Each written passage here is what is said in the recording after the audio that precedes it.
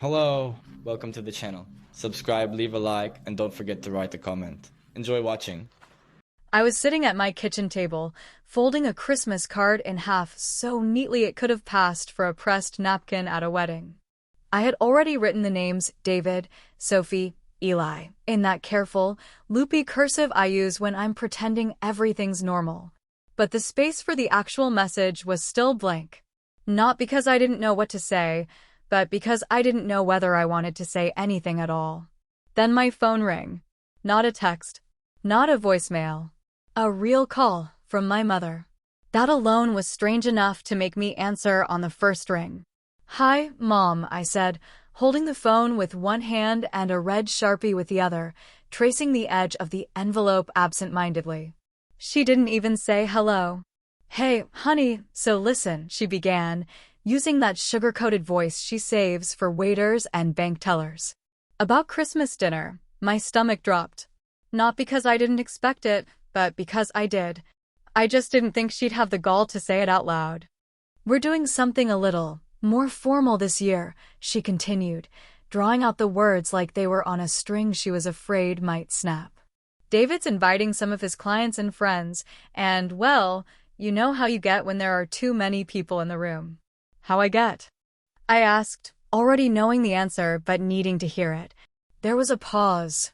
"Sweetheart, sometimes you make people uncomfortable.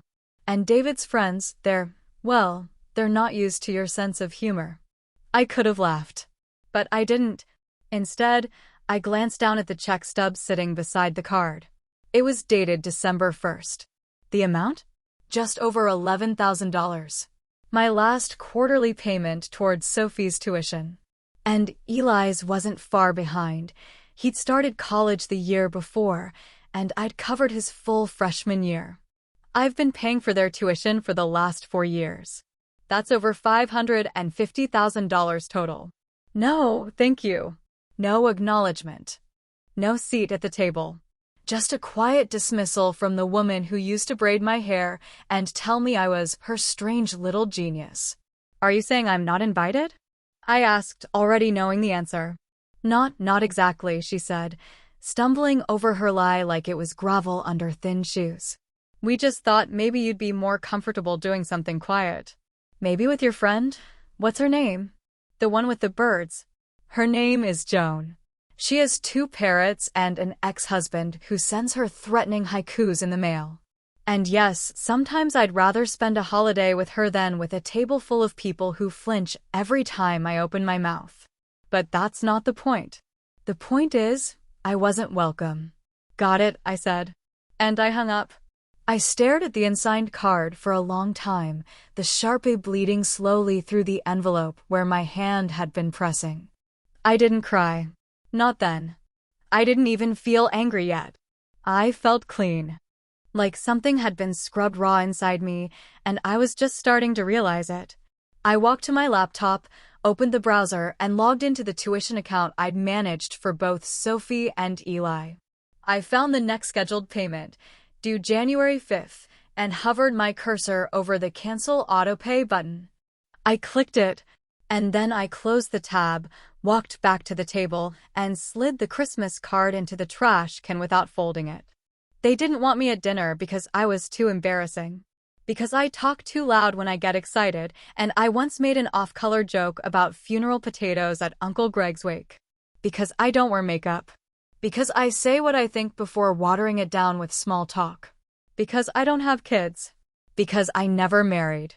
Because I'm not David. But here's the thing. I don't need to be David. I just need to be gone. No dramatic confrontation. No call out on Facebook. No tearful message to Sophie or Eli. Just silence. A surgical kind of silence, the kind you only feel when something important is being cut away and you don't realize how deep it went until the bleeding starts later. I made myself a cup of tea and sat in the dim light of my kitchen, wrapping my hands around the mug like it was a steering wheel I could still control. I didn't rage. I didn't plead. I didn't even say goodbye. I just canceled the automatic tuition payment that same night. And I didn't say a word. I think the first time I realized I'd disappeared from my own family was at my sister's funeral, when no one seemed to notice I was the one who paid for the flowers, the casket, and the ridiculous buffet of chicken salad sandwiches my mom insisted on serving in the church basement. I remember standing near the coffee urn with a paper cup in my hand while David did his best impersonation of a grieving brother, hugging strangers too long, talking too loud, and mentioning his business card twice to someone who barely knew our last name. It had been snowing that day, not the romantic, powdery snow you see on postcards, but that wet, heavy kind that soaks your shoes and makes your coat smell like mildew. I'd flown in from Seattle on short notice, canceled 3 work meetings, and wired $4,000 to the funeral home before I'd even packed my suitcase. No one asked me to. No one thanked me. It was just assumed that if something needed paying for, Rachel would handle it. You know how some families have that one member who holds everything together without making a sound? The one who makes sure the birthday cards arrive on time, who Venmos their siblings for gas when they're too proud to ask, who drives 8 hours to babysit when the sitter bails at the last minute. That was me. Except no one really saw me doing it. They just noticed when it didn't happen. After Sarah died, I started sending more money. Not because anyone demanded it, but because the guilt pressed down on me like a winter blanket too heavy to kick off. She'd been on her way to meet me for lunch the day of the accident. We hadn't seen each other in months, and I'd suggested a halfway point just off the interstate, a small cafe with vinyl booths and a weird, nostalgic menu full of tuna melts and curly fries. She never made it there. A delivery truck ran a red light and hit her on the driver's side. She died before the ambulance even arrived. And so, in my grief and my guilt, I started to disappear. Not physically, no, I still showed up for the birthdays and the hospital visits and the graduations, but emotionally, I faded. I became a service more than a sister. A wallet with a name. A ghost with a credit score. When David lost his job the first time, I covered their rent for 6 months without telling anyone. I sent the checks directly to the landlord with a fake return address and a note signed, "Grateful Neighbor." I thought it would give him some dignity. He thought it was some sort of angel miracle. My parents told everyone how proud they were of David for getting his life together. Meanwhile, I was skipping my own vacations and eating pasta 4 nights a week to keep it all afloat. It escalated slowly. Sophie's piano lessons, Eli's braces, the family's Disney trip, they all came from me. Quietly. Always through back channels. My mother would say things like, "David really pulled it together for those kids," and I would just nod, biting my tongue so hard it felt like a muscle memory. I never wanted credit. I wasn't doing it for applause or recognition. I think, deep down, I just didn't want to be the disappointment anymore. The spinster. The sister who lived alone with her weird hobbies and her sad refrigerator full of Tupperware. I figured if I couldn't be the one they loved out loud, I could at least be the one they relied on silently. There was one Christmas I'll never forget, not because of anything that happened, but because of what didn't. I was 35, and they still sat me at the kids' table. Not metaphorically, not as a joke. I mean, literally, next to Sophie and Eli and a folding chair that wobbled every time I shifted. My mother brought out gifts and handed them around, cooing over the ones David had picked out himself, including a wristwatch he gave our father that I had actually bought, wrapped, and mailed in secret the week before. That was the same year David toasted the family over champagne and talked about how grateful he was to be in a position to give back. He thanked our parents for always believing in him, and they cried into their wine glasses like they were watching a Hallmark movie based on their own lives. I raised my glass too, even though mine had sparkling water in it, and tried not to gag on the irony. I had made peace with being invisible. Until they made me unwelcome. It's strange how being erased over time doesn't hurt as much as the moment you realize it's deliberate. That it's not just oversight. It's design. It's convenience. It's hierarchy disguised as manners. I never wanted credit. But now I wanted silence. And silence can be brutal. It took exactly 3 weeks for the first crack to appear, and when it did, it wasn't the dramatic explosion I expected. It was a ping, a little bubble of casual confusion in the form of a text message from Sophie at 8:32 in the morning. I was just finishing my second cup of coffee, staring out the window at the gray sky like it owed me an apology, when her name popped up on my screen with all the innocence in the world. "Hey, Aunt Rachel," she wrote. "Can you help me understand this invoice?" I thought everything was covered.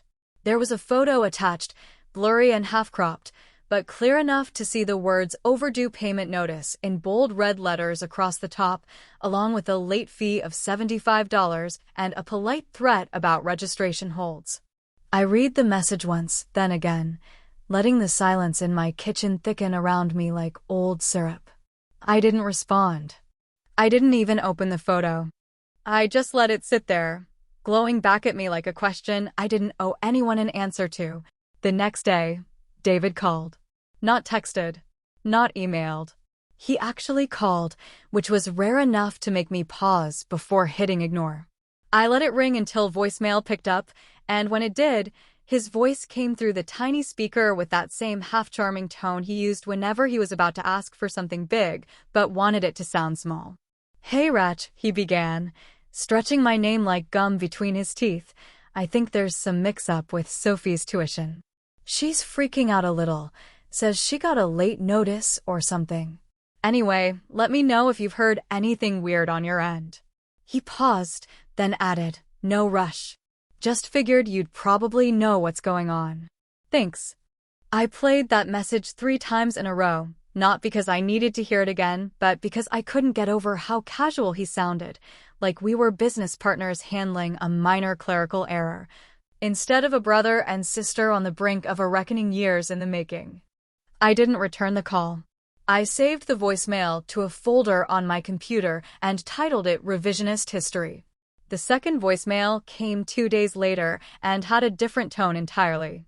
This time, the charm was gone, replaced with a thin layer of irritation that barely covered the panic underneath. "Rachel, I don't know what's going on, but Sophie's school is saying no payments have come through since November. This is serious. I told them everything was taken care of. You told me not to worry about it anymore, remember? You said it was all automated. If something changed, you need to let me know. This is not okay." I sipped my tea and filed that one under blame transfer. Then I turned off my phone for the rest of the day and walked to the bookstore down the block, where I bought a collection of poems by a dead woman who never had children and made peace with obscurity. She seemed like good company. By the end of the week, he was leaving voicemails in the middle of the night, his voice unraveling by degrees, sounding less like a confident provider and more like a kid locked out of the house. "Rach, please. I messed up, okay? Just call me. I'll fix it. I'll do whatever. Just don't do this to the kids. They don't know anything. They think I'm the reason they're in school. Please don't make me tell them I lied." I listened to that one twice, then forwarded it to myself with the subject line, entitlement. The next night, around 9, there was a knock on my door. Not a buzz from the building's intercom. Not a call ahead. Just 3 slow, deliberate knocks that made my stomach tighten before I even checked the peephole. And there he was, David, holding a bottle of red wine like it was a peace treaty and smiling that desperate half-smile that only works on people who still believe in second chances. "Hey," he said when I opened the door but didn't move aside. "Can we talk?" I looked at the bottle. It was the same brand I'd once brought to a family dinner and been told was a little too dry for our taste. Classic David move, recycling someone else's effort and calling it his own. "I'm tired," I said. "It'll just take a minute," he replied, already stepping forward like the space between us belonged to him. I didn't stop him, not because I wanted him inside, but because I wanted to hear the lie he'd prepared. I wanted to hear it roll off his tongue with the same ease he'd used when he told my parents he'd gotten a raise the year I paid his mortgage. He showed up at my apartment with a bottle of wine and a lie. And I let him talk. David sat at the edge of my couch like it was a witness stand, and he wasn't sure which story he was about to tell. as if the truth was a suit he'd misplaced and now had to improvise in sweatpants and charm. The bottle of wine sat unopened on the coffee table between us, next to the coaster he kept nervously sliding back and forth like a playing card he didn't know how to deal.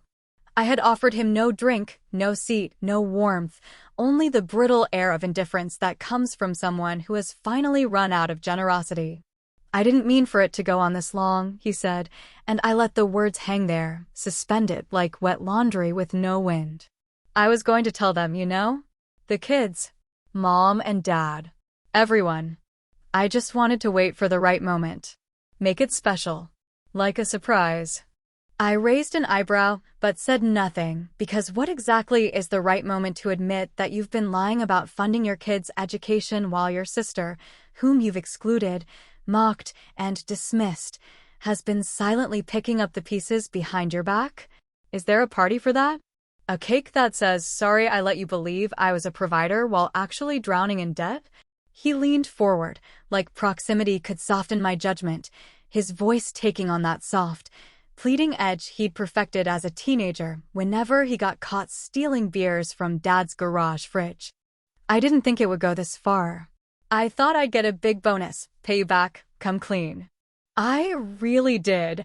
I finally met his eyes then, not because I was moved, but because I wanted to be sure he saw what was coming.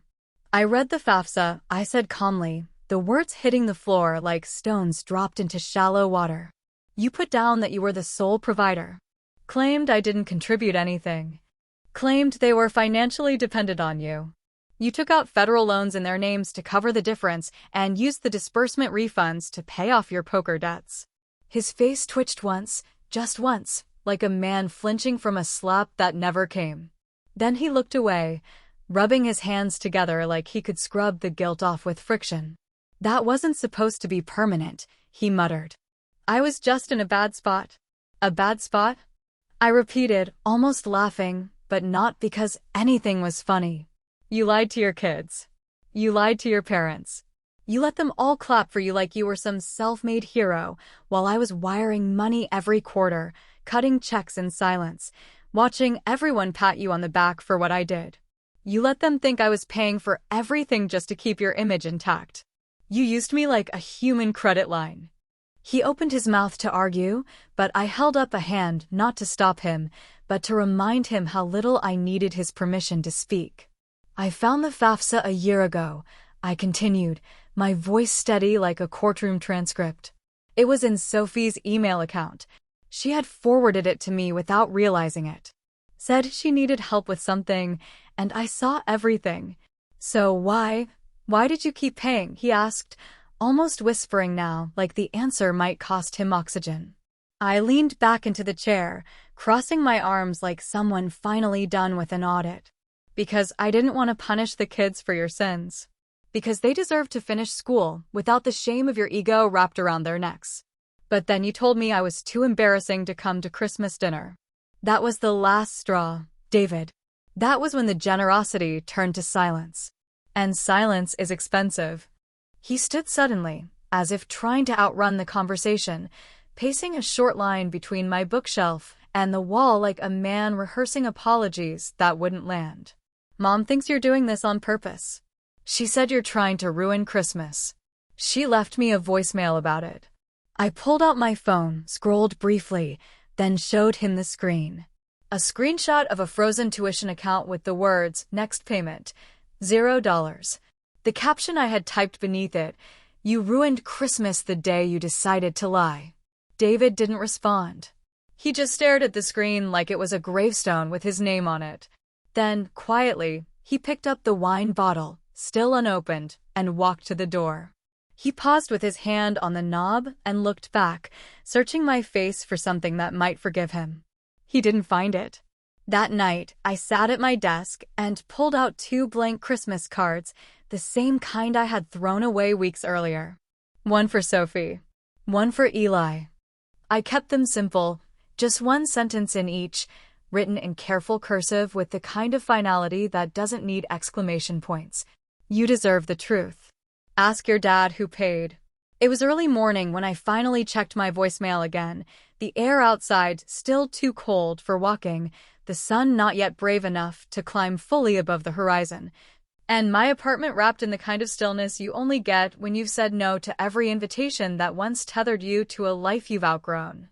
My phone screen showed 1 missed call and 47 voicemails, most from David, some from numbers I didn't recognize but could guess belonged to family members I hadn't spoken to outside of holiday obligations and death announcements. The last voicemail was the only one I listened to all the way through. David's voice cracked halfway in, not from tears, but from exhaustion, the kind that comes from the collapse of an illusion that held your whole ego together like duct tape on a leaking pipe. "Rachel," he said, his tone flat but shaky, "I don't know what to say anymore. I'm ruined. You know that, right? They won't talk to me. Mom says you've poisoned everything. Dad doesn't even pick up when I call. Sophie and Eli are asking questions I don't know how to answer. I don't know how to fix this. I'm begging you. Please." I played it twice. Not out of cruelty, but because I wanted to hear the exact moment his confidence snapped and his voice stopped sounding like the brother I used to believe was worth saving. There's a difference between revenge and consequence, and while I'll admit I danced the line a few times, this wasn't vengeance. This was gravity pulling a structure down after the scaffolding had finally rusted through. All I did was stop holding it up. The silence from my parents didn't surprise me. It came like clockwork, cold, clean, deliberate, as if to say that by refusing to keep the peace, I had declared war. I got a single message from my mother that was more of a performance than a plea. "I just hope you're happy. You've destroyed your brother's life. We raised you better than this." No acknowledgement of what he'd done, no mention of the money, the years, the lies, just an accusation wrapped in the disappointment they've always reserved for me whenever I stopped making their lives easier. Aunt May, of course, sent a meme.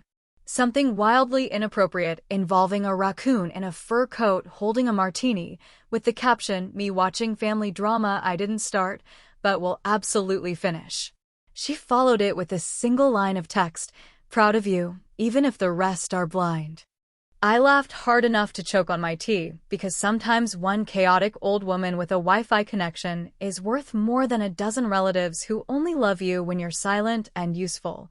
That afternoon, I pulled out my laptop and created 2 anonymous emails, one for Sophie, one for Eli, each attached to a private scholarship database I'd curated with care, filters set for need-based aid and grants that didn't require parental information. I didn't attach a note with apologies or explanations. Just 1 line each. "You didn't ask to be in this." I hit send and closed the browser. Whatever they chose to do next wasn't my burden anymore. I wasn't proud of all of it. I don't want to sit here and pretend it didn't ache somewhere deep in my ribs to watch my family implode like a house with termites no one bothered to notice until it finally caved in. I wasn't proud, but I wasn't sorry either. There's a kind of freedom in letting go of people who only see you through the lens of what you provide. They didn't love me. They loved the version of me that kept them from falling apart, and when that version left the room, they didn't know what to do with what was left. I don't know if Sophie and Eli will forgive me. I don't know if David will ever see what he did as anything more than a reaction to pressure and pride. And I don't care. Not really. Because forgiveness was never the point. Honesty was. Accountability was. And I'd given more of myself than most people get in 2 lifetimes. Sometimes the best revenge isn't fire. It's frost. And frost kills slowly. But hey, maybe next Christmas they'll have room at the table. I just won't be hungry anymore.